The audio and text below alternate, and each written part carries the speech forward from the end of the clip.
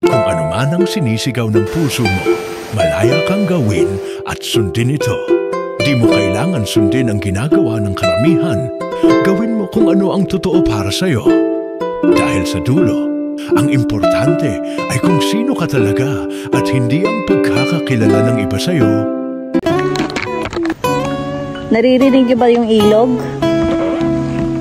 Naririnig ko na yung ilog, so malapit na tayo.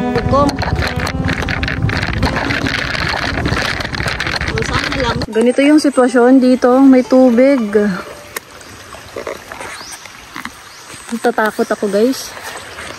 Second time namin to, tapos kasama ko si Mea. Kind of scary, pero may aso dito. Hi! Are you the bantay? Pwede mo i-guide kami? Pwede mo ba kaming i-guide? Where's the lake? Ay, the sapa pala.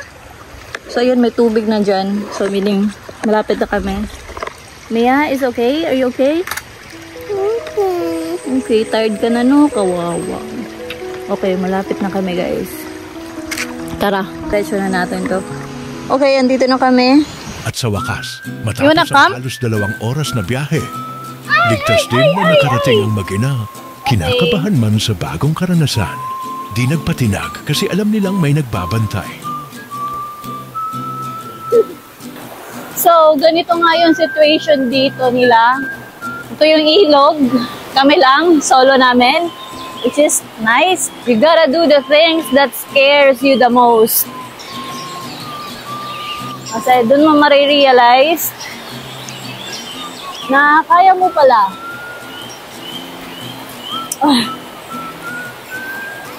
Come here, Mia. So, ito yung upuan.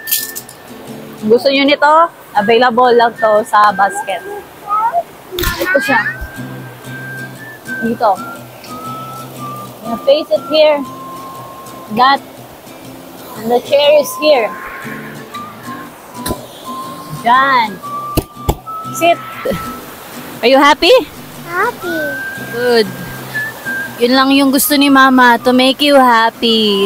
Even though it's scary, it's tiring, I will do it. Because it what makes you happy. Are you happy? Happy.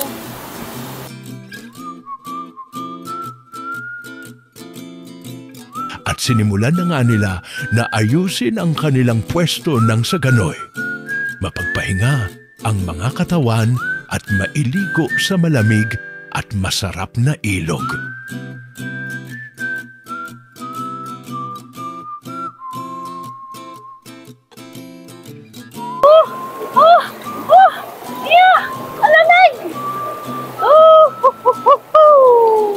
Magpalamig after that travel ng ilang oras. Tapos nawawala-wala kami, which make it more exciting and fun. Hala, wait lang. Yung toys niya. Ay. Got it?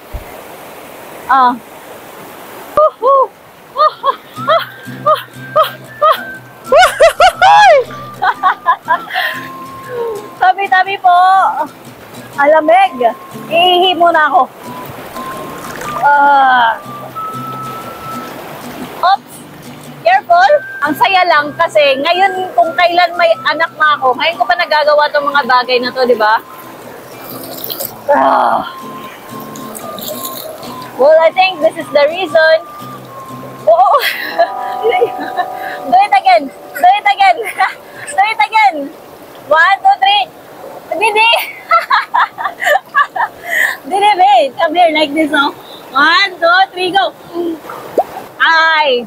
Again. 1, 2, 3. Again. 1, 2, 3.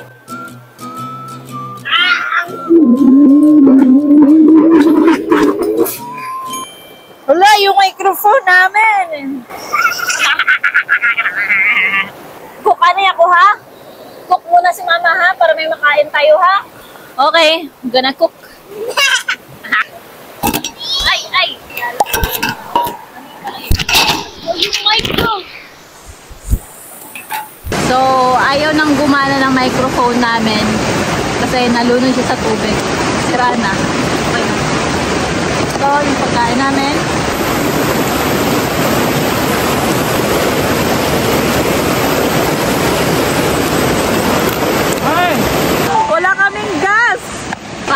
dala ko na kanina. In short, mapapanis tong manok. Kasi may manok kami dito. Manok. Ito. Pero buti na lang talaga. May dala kaming orange. Tsaka bumili ako kanina ng kanin. Tsaka may tubig kami. So, di kami magugutom. Yun.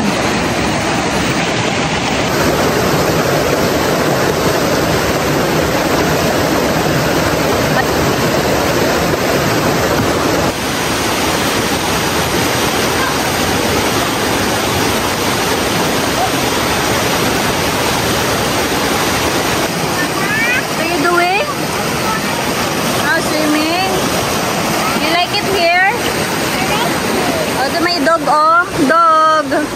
Come here, doggy. Come here. Ito, may kanin. Ay, kanin. Bread. Buti na lang, may dala kaming pagkain. Kasi kung hindi, wala. Magugutom kami. Hindi ko na dala yung gas.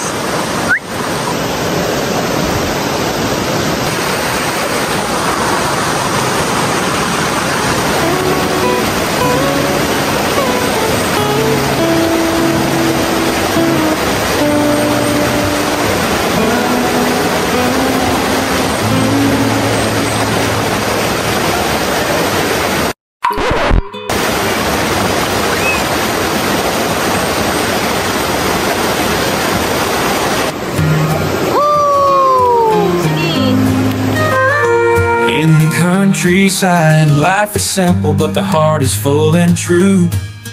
Nature is my home, and passion my banner blue. Di man nadala at nakain ng plinanong pananghalian, nakahanda at sigurado naman na may baon kung sakaling anong mangyari. Siniguradong mabubusog pa rin ang mga tiyan at may lakas na mapatuloy ang araw.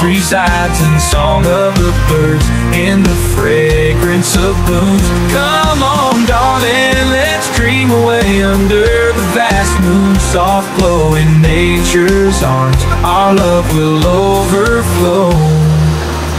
Solong-solo namin talaga dito, guys. Astig lang. Okay, dito tayo, be.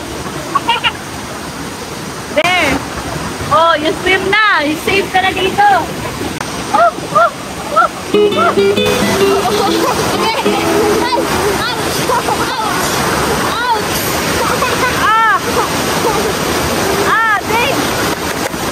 Check muna ni mama kung gaano kalalim, ha?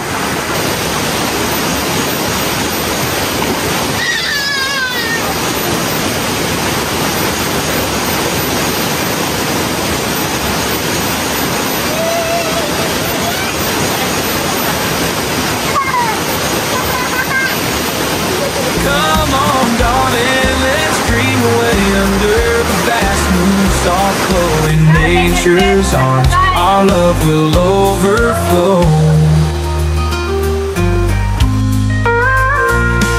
The wind whispers hope, the river flows endlessly. In your eyes I see the promise of love sprouting like a tree. Every day brings a new story, every night a sweet song. Grabe, oh. Yung mga basura nyo. Alak. Pagkatapos ng enjoy, tapon-tapon. Minsan, di talaga natin deserve tong mundo. Kaya sabi ko, kung ganito na tao talaga, pag ganyan ka na tao, tapos kaibigan kita, I would neglect you. After mong enjoyin yung nature, sisirain mo. Selfish naman nun, di ba? Napaka-selfish. Ang mahirap ba yun? After mong sumaya? After mong maka-take advantage yung nature, ganda nitong nature. Tapos, yun yung igaganti mo. Mommy! Oh. Akala ko merong linta. Masaya mo naman.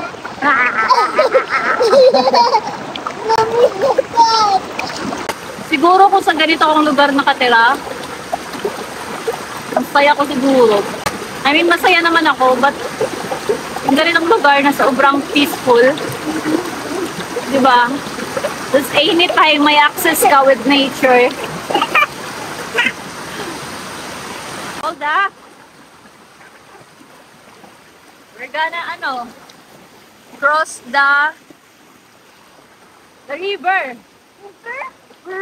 Pahirapan sa pag-setup ng camera.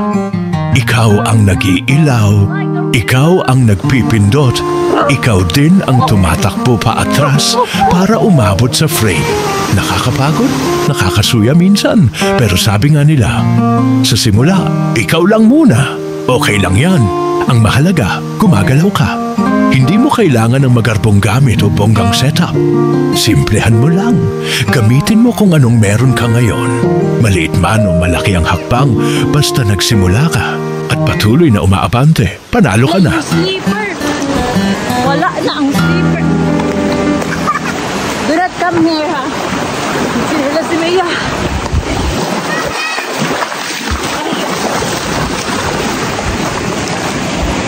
Yun, buha. Pasaway na bata. Oo, wait lang. Ay, dili mag-listen, ha? I told you to wait me, ha? Nako ka. You don't listen to me. I told you to listen to mama, ha? When I say do not move, you don't move, ha? Oh, ikaw. Sino pa ba? Alangan ako. Okay. Alas 3 na, mag-alas 4 na. Kailangan na naming mag-ready pa uwi. So yun, meron pa doon sa last. Hindi ko alam kung hanggang saan tong ilog na to. Pero ang ganda ng mga pwesto dito, guys. So paggabi, nature with your family and friends. Minsan yung mga biglaan na lakad talaga yung perfect example ng perfect. Kasi alam mo yun, kahit ikumpleto yung gamit mo, magkawala-wala kayo. Siyempre safe, dapat safe pa rin talaga. Pero yung mga outing talaga na hindi mo inaakala, mabiglaan, yun talaga yung pinaka-best. And, spending time alone is not that scary. Actually, minsan kailangan rin talaga nating marinig yung mga sarili natin. Sa ingay sa mga paligid natin, kailangan natin mapag-isa para naman pumalma ang ating puso, isipan. Ko alam kung gets niyo ba ako, pero sa mga nag-iisa dyan, yung gusto na mag-isa, magka-time sa sarili, gets nyo ako. Akala ko kasi dati, yung definition ng kasiyahan is maingay, tawa, smile, sobrang laki ng mga smile, yung halakhak, akala ko ganun. Pero in reality, ngayon na tumatanda ako, nare-realize ko na yung tunay na kasiyahan is di naman talaga kailangan maingay, kundi kalmado yung puso at isipan natin. Ay, puso at isipan natin. So, yun yung pinaka-importante na natutunan ko ngayon na malaki na ako. Kasi dati, alam ko sa mga kaedad ko dyan before, hinahanap nyo yung fame, yung validation, friendship, situation, any relationship, pinapasok mo, pinipilit mo, kasi akala mo dun ka sasaya. Pero hindi. In reality, happiness comes from within, sa sarili mo. And it takes internal works, inner works, yun yung mga pagdadaanan mo. And alam ko, yung iba dyan di makakaintindi kasi sa panahon ngayon, akala natin kung mag-isa ka, kung gusto mo mag-isa, kung gusto mo ayusin yung sarili mo, you are considered weird. Pero no, kasi yung pag-iisa mo is truly the answer and tama yung ginagawa mo. Minsan yung pagiging mag-isa talaga is nakaka-addict rin siya. Kasi marami ka kasi matututunan sa sarili mo. Pag marami ka matututunan sa sarili mo, mas magiging obsessed ka sa sarili mo. Yung feeling mo na, okay na ako lang. Okay na pala ako. Alam mo yun, nahanap-hanap natin kahit saan yung mga bagay-bagay na akala natin papasaya sa atin, magsusolve sa atin, pero no, nasa sa atin lang talaga yung sagot. Oops!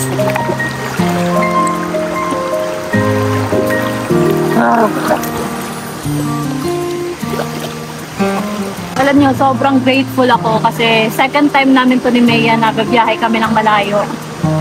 Tapos syempre, ako lang mag-isa.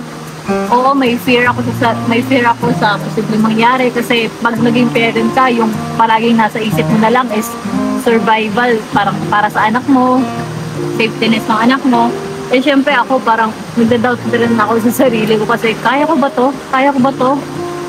Especially sa mga lugar na pinupuntahan namin na di ko pa talaga sigurado. Kaya nga talaga, iniisip ko rin na pag may mga bagay ako ng gusto, mas better talaga na gawin ko muna siya ng ako lang muna mag-isa. Kasi in that way, parang okay lang eh. Ako lang, sarili ko lang yung nare-risk. Eh, pag ganito na kasama ko yung anak ko, parang delikado rin talaga. Especially di ko alam yung mga lugar na pinupuntahan namin. Kaya sa mga tao dyan na nagsasabi na, asan yung anak mo? Ba't di mo sinama? Ganyan, ganyan. Nafe-feel ko talaga sa ganun is, feeling ko selfish ako pag nai-enjoy ako sa sarili ko. So, para sa iba, ganun yung iniisip nila. Well, yung reason ko lang naman doon na ginagawa ko yung mga bagay na mga bago pa lang is, yun nga, sa safety. Gusto ko muna siyang matry ng ako lang muna. Ako lang muna. Bago ko isama yung kaibigan ko, family ko. Eh ngayon, dito, alam ko na yung place na to. Sa susunod, isasama ko na yung mga kaibigan ko, yung family ko. Kasi alam ko na. Alam ko na safe siya. Well, good thing, I'm so thankful kay God. God guided me throughout this journey. Throughout our journey pala ni Mea. We are safe. Masaya lang kami. Although may kaba, but yun yung exciting part. Pag may thrill, tas kinakabahan ka. Pupunta kasi namin dito kanina.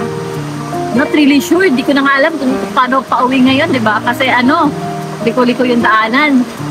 Basta may Google Maps tayo, tapos naka-on tong phone ko. Yun lang talaga yung pag-aasa ko. I'm so thankful and happy. Thank you so much, God, for guiding us today, for keeping us safe. Sana marami pa akong magawa na ganito. Marami pa akong ma-discover sa sarili ko, sa mga lugar, kasama yung anak ko. Sa ngayon, ako lang muna, siya kasi Mea. Diba, Mea? Ako lang muna. Mga bagay na to. Alam ko sa susunod, may mga tamang tao na sasamahan ako sa journey na to. If you're one of them, hit me up. Yun na yung bil-bil ko.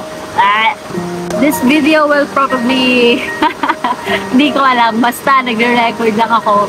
Wala, nawala yung isang hikaw ko. Where's my earrings? Yung bangs!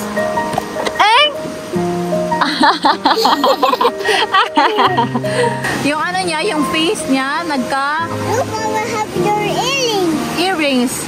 Yung ito, hindi ko alam sa pawis, sa init ng panahon, kahapon nung natulog siya, pagising niya meron ng ganyan.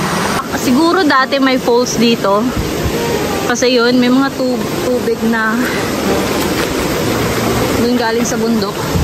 Ang ganda siguro sa taas. I know for a fact na dun, patag sa taas. In the countryside, life is simple, but the heart is full and true.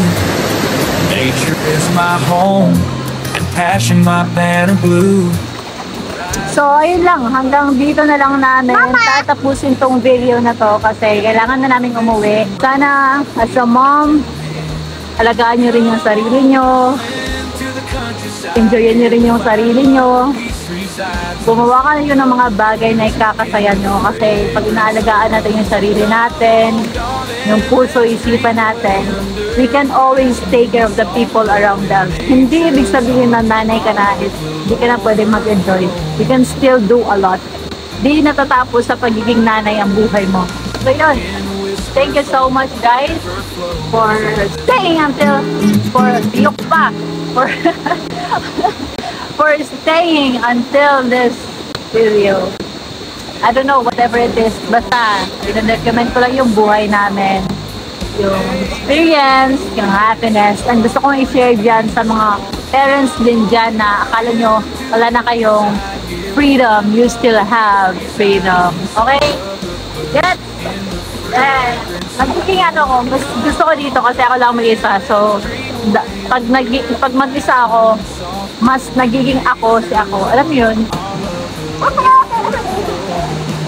Say bye-bye! Mama.